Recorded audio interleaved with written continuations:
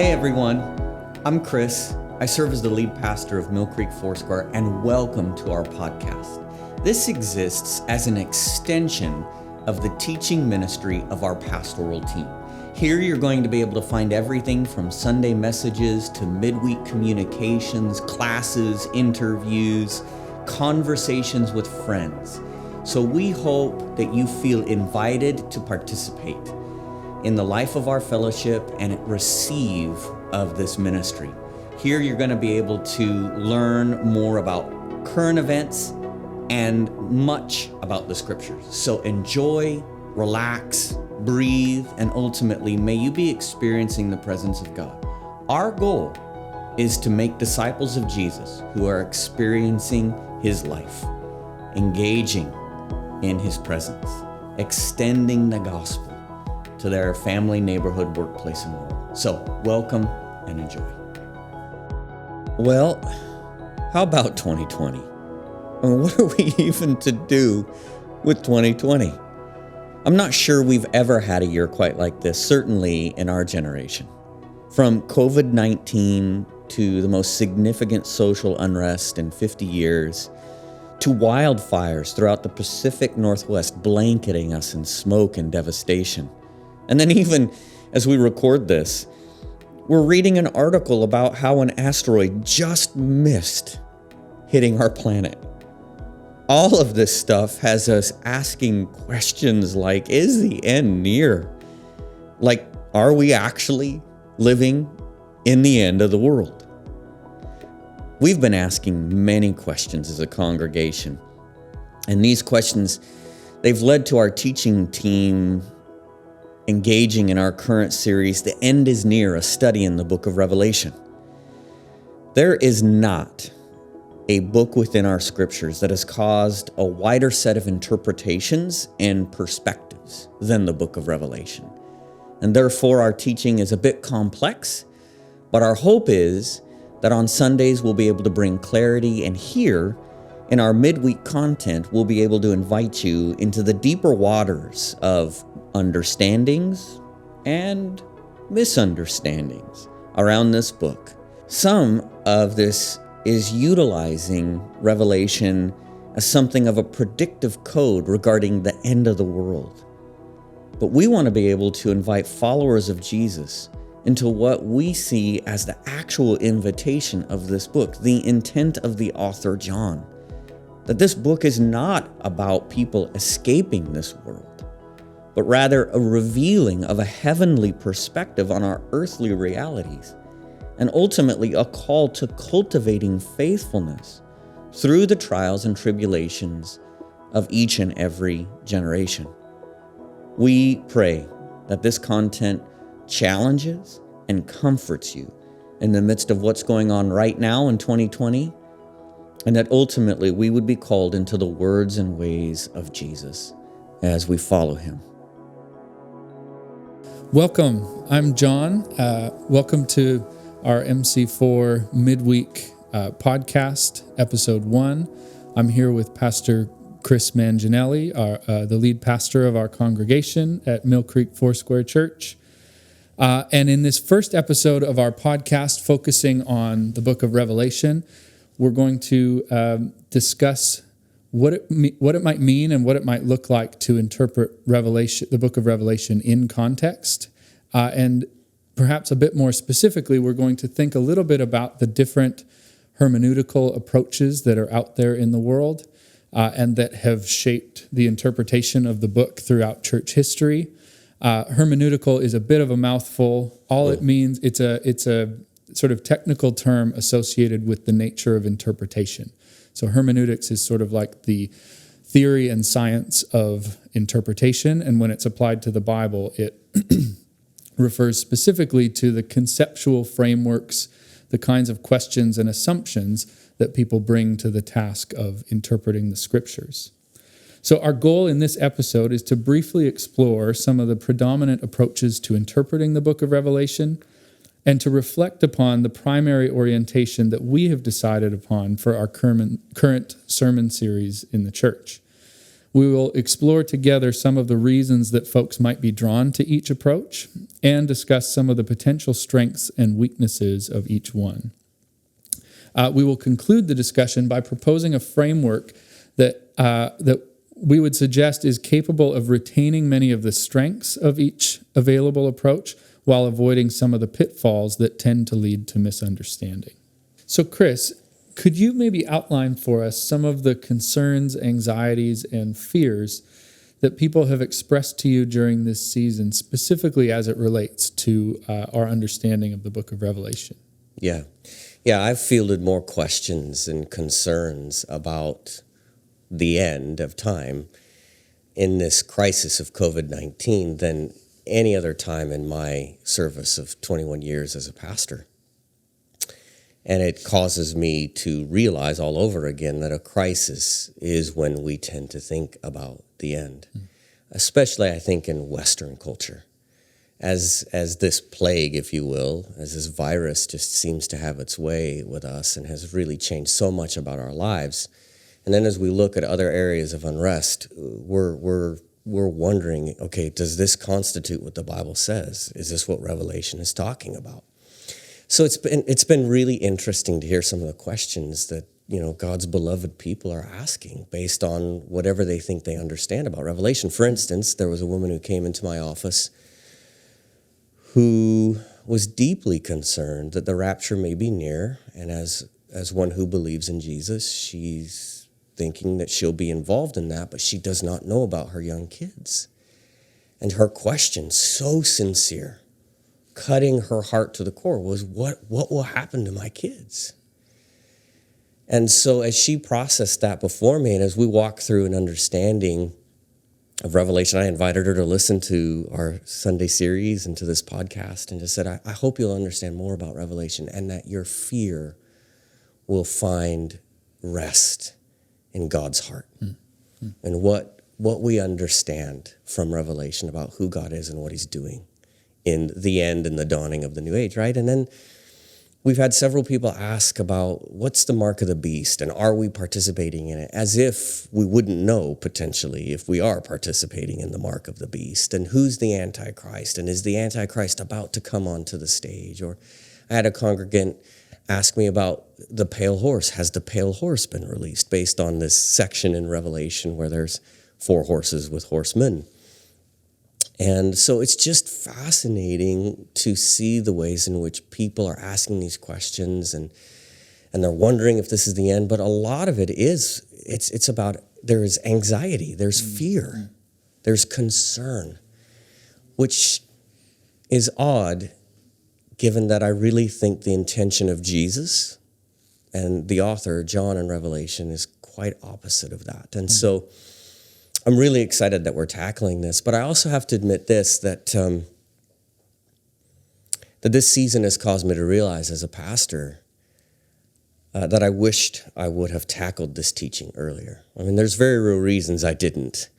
But here's one thing I've realized, that poor thinking about Revelation, poor eschatology leads to really poor living in the midst of a crisis, fearful living, doubtful living, more questions than rest of soul, right? Than settled conviction in the Lord. And I carry that as a local shepherd unto Jesus, that there is this wrestling I do that, maybe we could have prepared our congregation a little bit better for a moment like this. All that acknowledged, I'm really glad to be teaching on it now. Yeah, it's helpful and quite profound to hear you articulate that with a sense of sort of vulnerability and this kind of recognition. I do think it's worth noting that I don't think it's just sort of our church that has perhaps neglected this book in important ways. I think it's a strange book. It's a difficult book. It's a complex book. And I think American evangelicalism and American charismatic traditions, quite broadly speaking, have had these two tendencies, either to imagine that we completely understand everything that's happening in this book and exactly how it's going to play out or is playing out. And so in that case, we don't really need to read it because we already know the story and we can just chart it out, or something like that. Or the opposite extreme, which is, this thing just seems a little beyond me. I think I'm just going to avoid it, set it to one side. If we are going to preach on it, maybe we'll do the messages to the 7 churches, because we can kind of make sense of those. Been there, done that. Yeah.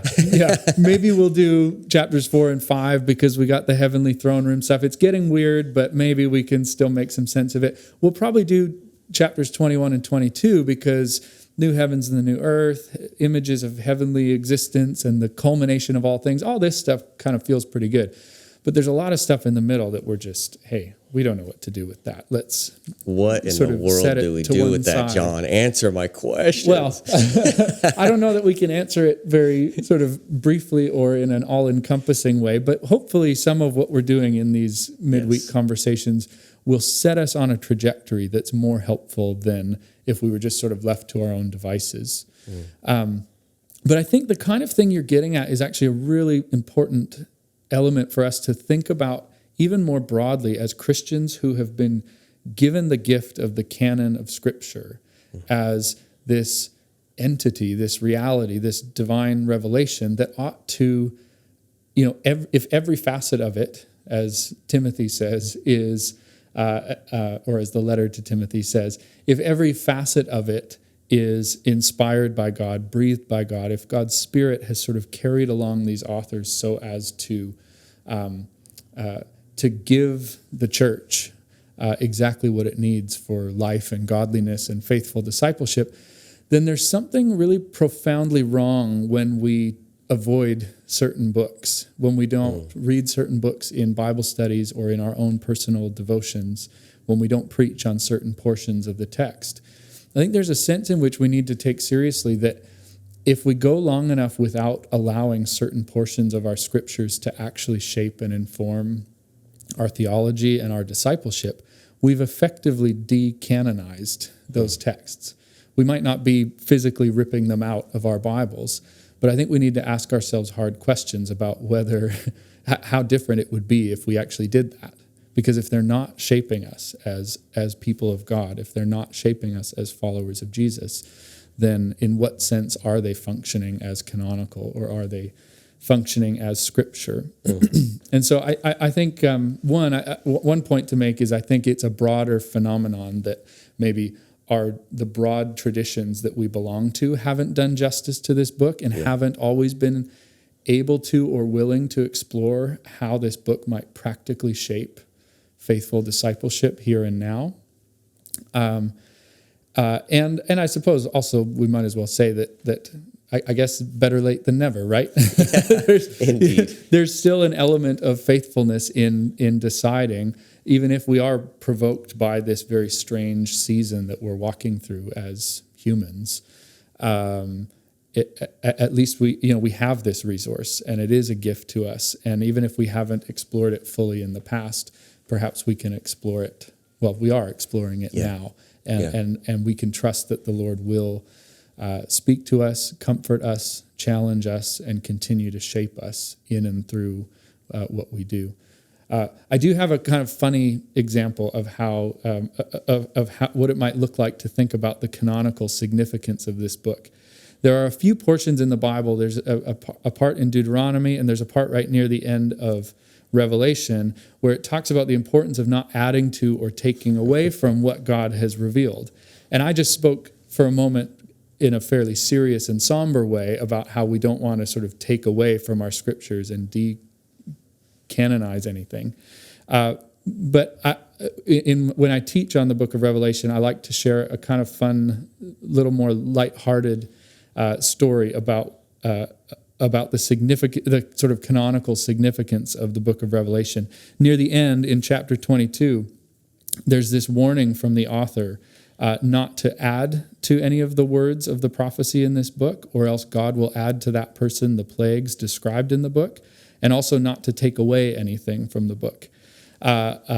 Now, my wife had a Bible that was her Bible that she used a lot when we had young kids. I mean, our kids are still young, but when they were especially young, she had this one Bible that the kids would sort of get a hold of from time to time. And if you look in the back of her Bible, the final couple pages are both torn out of the book, literally, and written all over. And so basically, this sort of warning against taking away anything from the book and this warning against adding anything to it have both been transgressed when it comes to this Bible that Kelsey has. So I don't know whether the curses are going to apply to Kelsey or to our kids who actually did this, or if I will somehow be held responsible, but hopefully we don't need to take that part of the book all that literally. Indeed. So on a more serious note, can you think, Chris, of specific ways in which the book of Revelation might teach and guide us in this specific season of life, in this difficult season of life, and in our particular context that we inhabit? Yeah, absolutely. I think in a season like this where normalcy is difficult to find and we are thrown off stride, it's hard to find balance. It's hard to, if a compass points true north, our compass, it feels like it just keeps spinning. So I think Revelation is really helpful in pointing us towards true north. I know for myself, this has been a season unlike any other in my years as serving as a pastor, and I'm not shy in admitting that it is it's the most painful season I've known, among the most disappointing seasons I've known. It's been very, very difficult. And when you just hit low moments, you kind of ask a lot of questions. What are we doing? Like, what are we really doing, guys? And I think Revelation encourages us to, as it is said elsewhere in our sacred text, just to not lose heart. But it says to not lose heart in the most beautiful and inspiring ways. That God sees us and he knows us and he takes everything into account. And there's this imagery, this scenery of the throne room and creatures and angels and those of us redeemed by Jesus joining in this worship and dynamic of new creation. It's so compelling. And I find as I'm studying it, like I'm recovering heart in this season because there's been some loss of it. So I think Revelation is really helpful for us who are experiencing some loss. Like it recalibrates things for us. And yet I also think that it's our Lord who said that in the end there will be a loss of love, if you will, right? That there, the love of many will grow. What's the right word? Cold. And I think where we need to persevere, Revelation really catalyzes us towards that goal sharply. The call to first love, the first word to a church, and it just pushes us. So where, when difficulties mount, as a pastor, I've seen this over the years, it doesn't take a pandemic to prove this, but we have a lot of questions about God in difficulty. And I'm really grateful for Revelation because its messaging compels us. It invites us to again see a God who is loving and generous and just and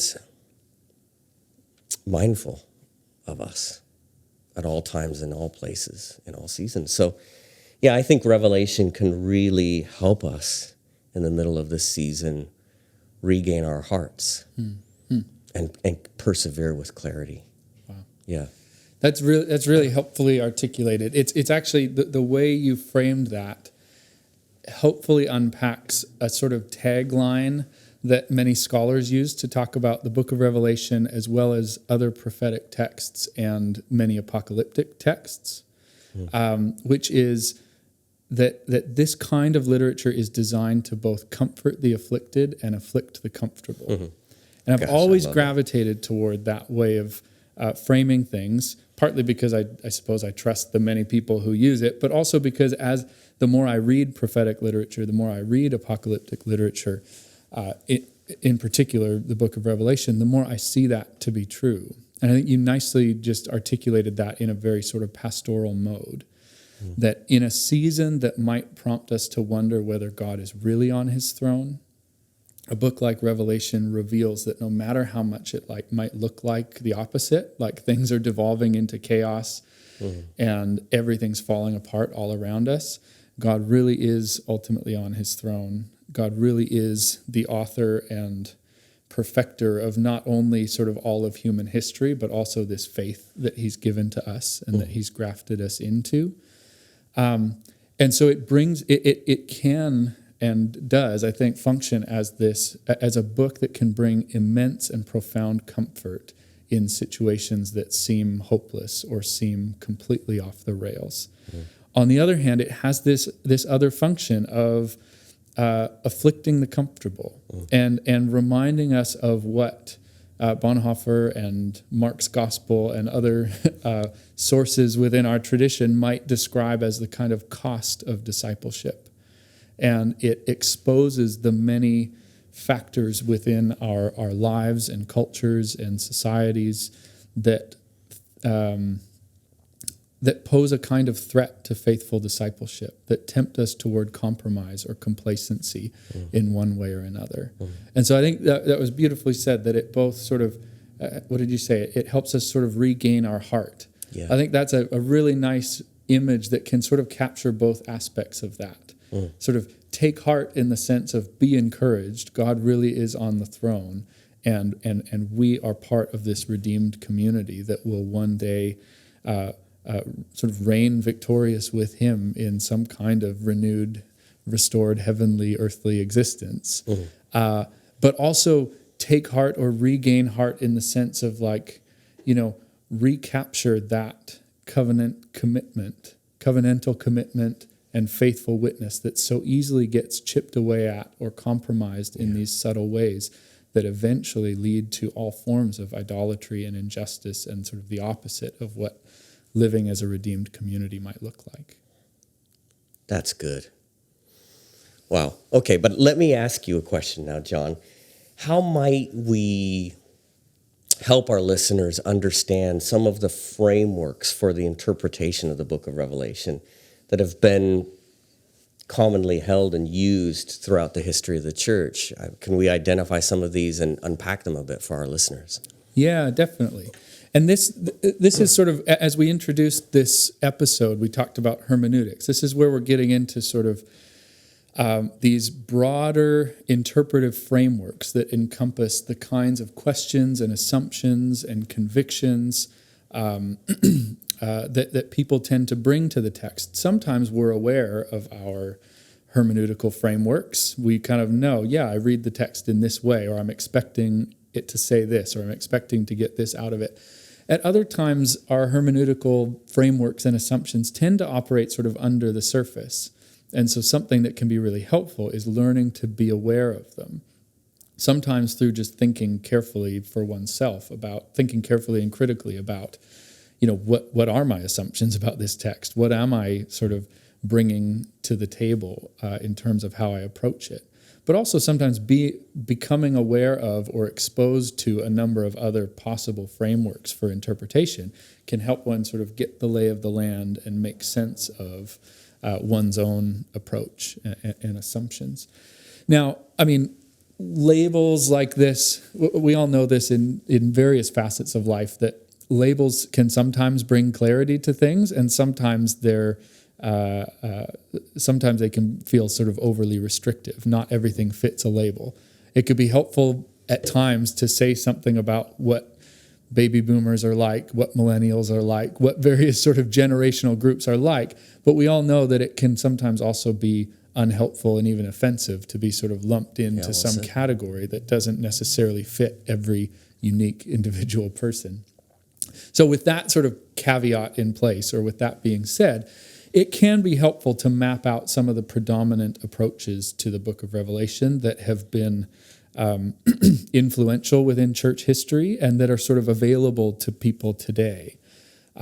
Different scholars would probably outline these differently, but a number of people will tend to identify at least four major interpretive trajectories or hermeneutical frameworks. And they will often be spoken of in this language. They'll often be referred to as futurist, preterist, idealist, and church historical. Now, again, you'll sort of see variations on these, but to briefly sort of explain what each of these approaches entails and how it would impact someone trying to make sense of specific details or passages in the book. A futurist approach, as the name would suggest, tends to see most, if not all, of the details of the book of Revelation as belonging to some future set of events. Sometimes this would be thought of as a very strict sort of sequential or chronological sequence of events, but typically in a futurist approach, it would be understood as something that would take place in the future. So when the book of Revelation sort of uses language about sort of how John is being invited into some vision of what must soon take place or what's going to happen after this or something like that, the futurist would sort of gravitate toward that language and think, oh yeah, this is all about something that's going to take place in the future. Now, a futurist assumption at times might make one think that in some of its more extreme forms, it might suggest that the book doesn't really have a bearing on the present situation because it's all about the future. Or, as in a season like this, people might start to think, well, this was about the future, but now we feel like we're living in it. So, so maybe we've entered into that sort of future sequence of events. But broadly speaking, a futurist approach would focus on and would assume either or make very detailed arguments about the idea that the purpose of this book is to reveal a set of future events that we should sort of be on the lookout for or learn how to recognize when we start to enter into them. A preterist approach can be understood as sort of the opposite extreme. A preterist approach would be one that would primarily focus on the historical context in which the book was written, the kinds of things happening within that context, and what the author of the text was probably trying to communicate in his own frame of reference, as well as what his audience probably thought he was trying to say and how they would relate things to what was going on around them. So especially among scholars who tend to utilize, biblical scholars who tend to utilize what's called the historical critical method and study the details of historical context and authorship and date and these kinds of things, there is often a strong appeal for a kind of preterist approach because there's this sense that, well, whatever assumptions we might have about what this text is saying, clearly it meant something to its original audience, and the author was trying to say something. And the more we look at some of the details of historical context, the more we see, oh, there are pretty reasonable explanations for a lot of the language, a lot of the symbolism, a lot of the themes that seem to relate to the Greco-Roman world of the first century. And so, generally speaking, many wise and responsible interpreters of the Bible will try to interpret it in context or in relation to its historical context. But a more sort of strong preterist approach or a more extreme preterist approach would be one that says the significance of the details and the symbolism and the language of the book is limited to that first century context. And it's sort of somehow illegitimate to try to make reference to some future reality. Interesting. So that's on one end of preterism. Would there be someone who would hold to a preterist view who would allow for it to reference future events? It's kind of a both and? Yeah, I think to some extent, yes. I think there would be people who would, and here, again, you get into the difficulty of sort of, would people define themselves this way, or is it more people who are trying to get the lay of the land and label people in these ways? But folks will sometimes speak about a kind of strong preterist approach that limits things quite narrowly to the first century context, and then a maybe somewhat weaker preterist approach that sees the first century and the Greco-Roman world and the Roman Empire as the primary point of reference for the text, but is open to sort of other elements. A dynamic or a phenomenon that people will sometimes speak of in this regard is recontextualization. So this, again, a sort of big word, a bit of a mouthful, but it's just this idea that a text can have significance in its context of origin, but then can be recontextualized, can be uttered again, spoken again, quoted or alluded to, or read in new and changing and different contexts, and can take on new layers of meaning in those further contexts. Very cool. But it can be helpful to think about, preterist as sort of one extreme that focuses on the past, Okay. and futurist as one extreme that sort of focuses on the future. Okay. If we then look at our final two, an idealist approach would be one that would, actually no, it'd be better to talk about church historical first. Okay. A church historical approach would be one that would see the details in the text perhaps relating to elements of the past, perhaps relating to elements of the future, but essentially focused on the story of the church and God's redemptive activity throughout human history. And so it might try to sort of, a church historical approach would focus on the ways in which some of the details and the symbolism relate to the entire scope of human history, redemptive history, this kind of thing, God's interaction with the world, and specifically the vocation and role of the church within the context of human history. So that if the book is revelatory, it's revealing something about that story of God's redeemed people throughout history. Then the idealist approach would be one that would resist as strongly as possible any attempt to sort of anchor specific details and specific symbolism to any one time period, whether the past or the future or specific moments in church history, and would say a lot of the purpose and significance of the symbols and the language and the imagery from the book is best understood, according to an idealist, as saying something about these spiritual realities that are sort of beyond and can't be tied down to any one era or situation in human history. So if we were to, I think I've gone on and on a little bit, but if we were to just briefly sort of look at one text and how it would be, one portion of the text and how it would be interpreted in each of these frameworks, there's a lot of evidence that and many scholars would agree that the beasts that emerge or appear in chapter 13 have some kind of symbolic association with the Roman Empire. Beasts were often used in prophetic and apocalyptic literature to symbolize imperial powers. You see this kind of thing in Daniel. You see it in a lot of other apocalypses that emerged within a generally the same sort of time frame as books like Daniel and Revelation. And so a strong preterist approach would be to say, well, clearly the beasts are meant to symbolize and refer to the Roman Empire. And when they have horns that are described in these specific ways, they seem to be designed to be symbolic of or representative of specific emperors within the trajectory of that empire. A strong preterist approach would say there's no justification for associating these beasts with any other reality, because clearly this is what the author intended to communicate.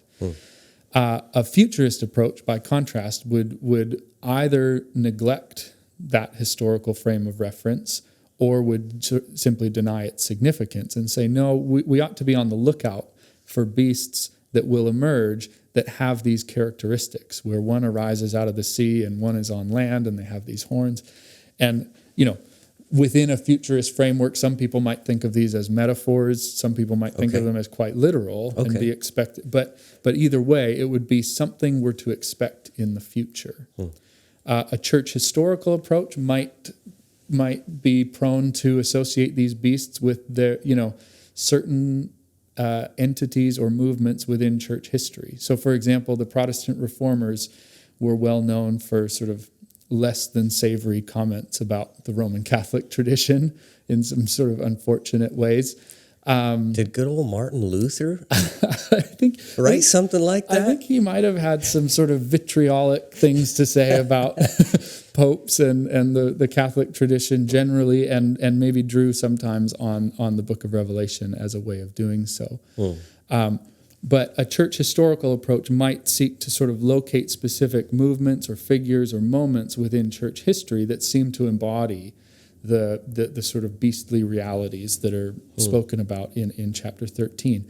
And then an idealist approach would be one that would either strongly resist or at least be very skeptical of too closely associating these beastly realities with any one historical or future entity, and instead would try to ask questions about what does the text seem to say about these forces of evil that seem to be set up in opposition to God, and would see the beasts as metaphorical and symbolic, but designed ultimately to reveal something that involves a kind of spiritual opposition to God and can't be God and God's people, and can't be tied down to any sort of one historical referent.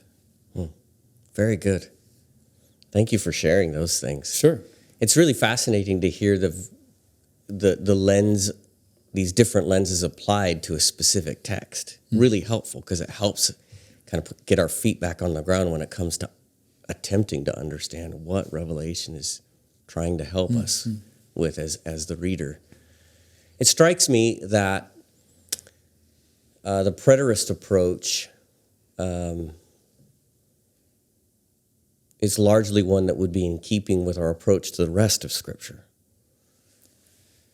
Yeah, I think that's true. I also think that there's this, I think you've called it in a side conversation with me, this eclectic approach to understanding the book of Revelation, that in a sense we can take from all of these, or understanding from all of these, gain from all of these. We can look at potential strengths to each of these, but also inherent weaknesses to them. Yeah. So,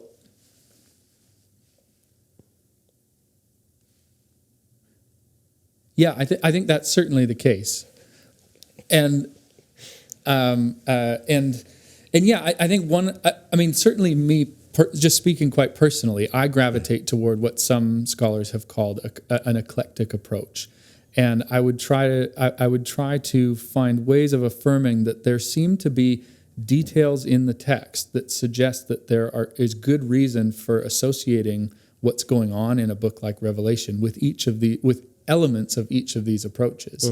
And yet, often in their sort of stronger forms, I think each of these has really significant weaknesses and drawbacks. And so the benefit of an eclectic approach, or you could call it anything, you could call it a sort of adaptive approach, something that draws from a number of these. The benefit of that is you don't feel like you have to sort of pigeonhole yourself with a label, for one thing, but you also don't feel like you have to sort of, just because the book sometimes says certain things are going to take place soon, doesn't mean every aspect of it is solely and entirely about the future. And just because there are details that seem very clearly to make references to the first century Greco-Roman context, doesn't mean that the text can't have additional layers of significance as it is read and interpreted and appropriated throughout church history. So I have always sort of gravitated toward this sort of eclectic approach, which would be to say, in my opinion, it would be irresponsible to sort of deny or ignore that this beast imagery is grounded in a specific historical context and really does seem to say something from John's perspective and to John's original readers about the Roman Empire and the role that it can play as a sort of a kingdom that is set up in opposition to God and in blasphemous ways claims to do the kinds of things that only Jesus does, like bring about salvation and peace and security. And I think that not only is that it would be irresponsible to deny that, but we would be missing some of the deep pastoral implications of the text that call us to faithful witness to Jesus and to God's kingdom, rather than kingdoms of this world like that of the Roman Empire. However, because of a phenomenon like recontextualization, and because of the reality that there are all sorts of empires throughout human history, and because of the reality that even beyond political empires, there are all sorts of forces and realities that are set up in opposition to God and God's people and God's purposes in the world, I would likewise think it sort of irresponsible to limit the significance of the text to the first century and not learn how to see elements of correspondence and parallels with other expressions of human arrogance and power and blasphemy that are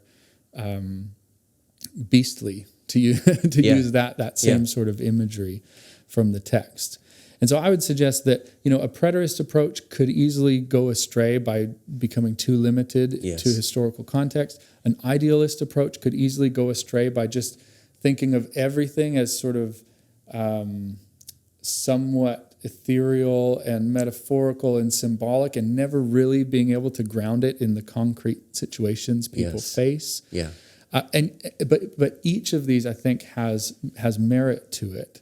But we need to sort of evaluate what's actually happening in the text, try to interpret it responsibly in its own context and frame of reference, but also recognize the ways that it can be recontextualized and the ways that God might continue to use it to reveal and disclose and unveil the realities that we inhabit, that we walk through, that we face in each culture and in each successive generation.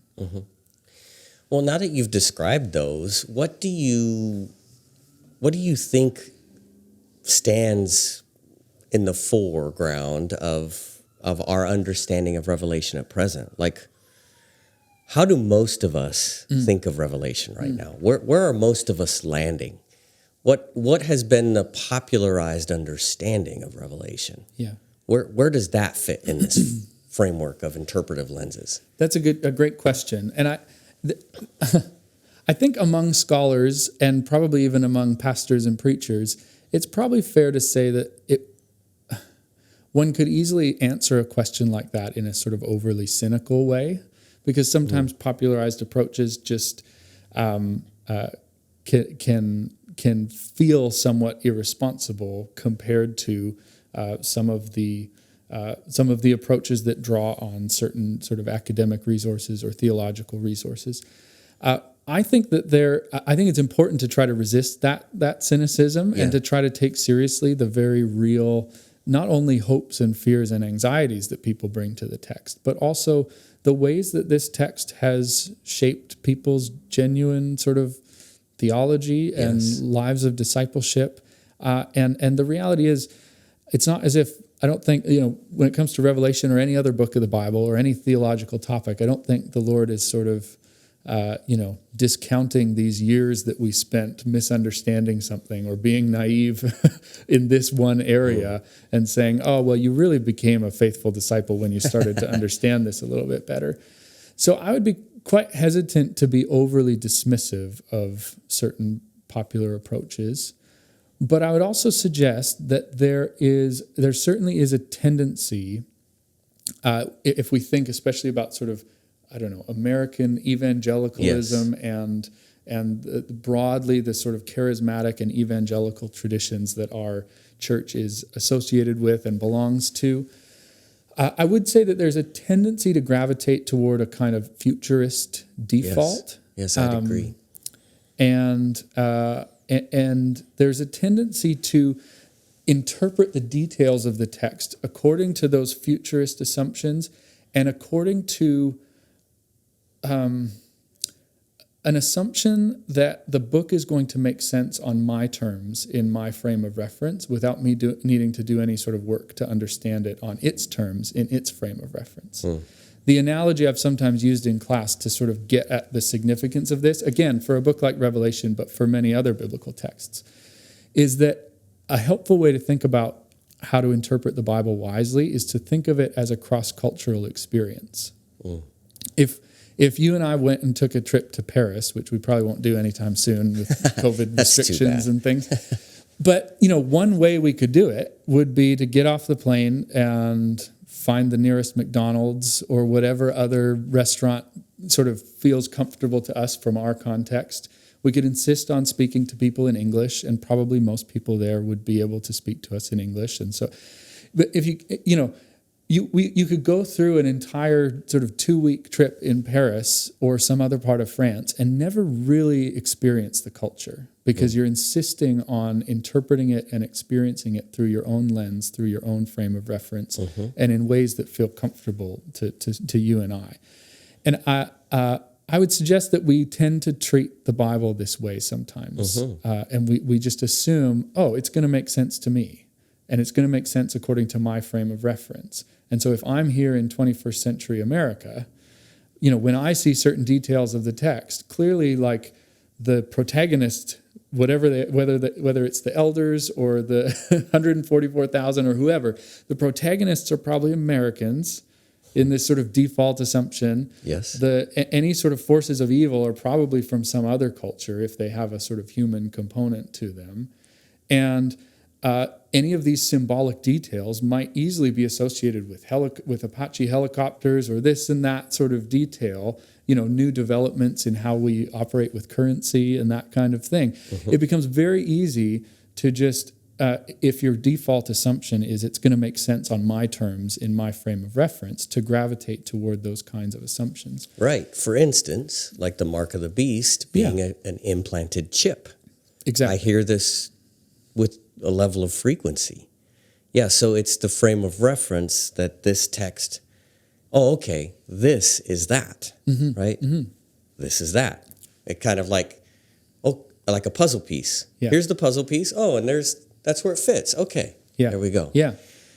Yeah, so I would agree with you that I think most of us, what we've been exposed to is a futurist approach in large part. And we've not really even known of other systems or understandings because this has become such a pronounced understanding in American evangelicalism that this really is, for most of us, the lens that we've known to use, if we've known anything at all. Yeah, definitely.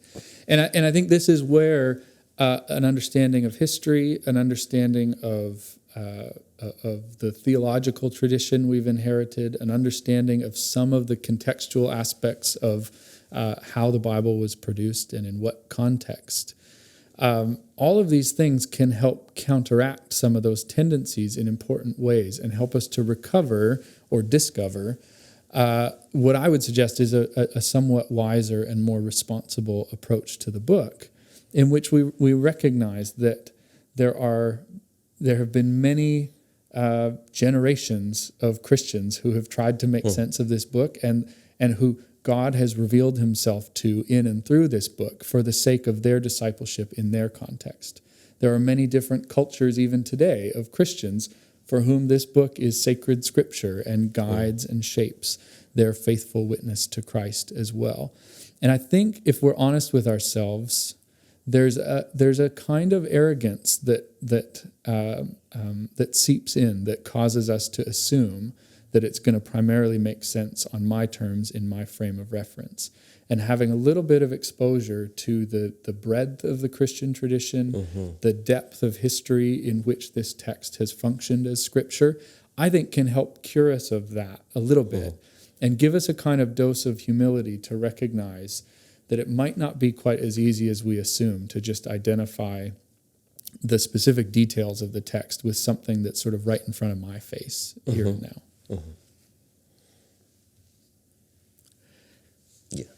Yeah, we're pausing, Tim. Yeah. Where are we at time-wise? I think that's a good, I almost thought about just saying something to conclude it, because that was... Because we have to be close to time. Oh, yeah, we're over. Are we? Oh, yeah. Oh, okay. Yeah. And I was already, as we were going through that, I was thinking we should just stop it here.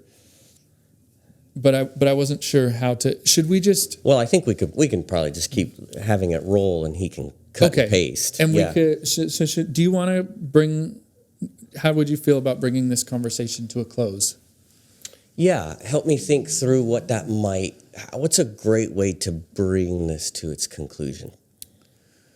Well, one of the things that I see as tying all of these first few episodes together is this idea that we're not just trying to critique something that we think is, even though some of my language might have gravitated too far in that direction. I think you're very generous. ultimately what I think we want to do is help to demystify the book for people and help to sort of give it to them as a gift that or give these hermeneutical resources to people as a gift, saying like, you actually can understand this book. You actually can. It actually is a practical resource that can shape your faith and discipleship, just like Mark's gospel, just like the story of Joseph. And yeah, there's complexity to it, but part of what we're trying to do is expose folks to just a few of these resources that can help us navigate some of that complexity wisely, so that we really can engage and glean from the book. Yeah. Okay. I like that. Okay. So do you want me just to basically try and summarize that? Yeah. Okay. If you're up for it. Well, I'll try it and we'll see how it goes. Cool. Tim, this is the conclusion for episode 1. So John, thank you for walking us through those lenses and helping us understand more. And it strikes me that one of your goals as an educator, a professor, one of your goals as a theologian, and one of your goals here in helping us is to demystify this book that has just been so difficult for us to understand. I imagine the vast majority of our readers are still just so confused as to what Revelation actually has to say. But one of our goals in this podcast, and there's so much more ground to cover, hint, hint, keep listening to the podcast. But one of our goals is that we would take this text and make it useful to as many people as possible. I've heard you say that we can understand Revelation like we understand the Gospel of Mark or one of Paul's letters in the New Testament, that we can hold this book in a way where we garner strength and grace, conviction to continue our discipleship in Jesus, to actually be shaped by this message, to be formed, or as Paul says, to be conformed to the image of the Son. So this is wonderful, and this is a wonderful start. I'm really grateful. Next episode, we intend to help with that demystifying process. So we'll hope to have you join us then. Thank you for joining us, and should you want more information or to engage with us further, please go to mc4s.org for more.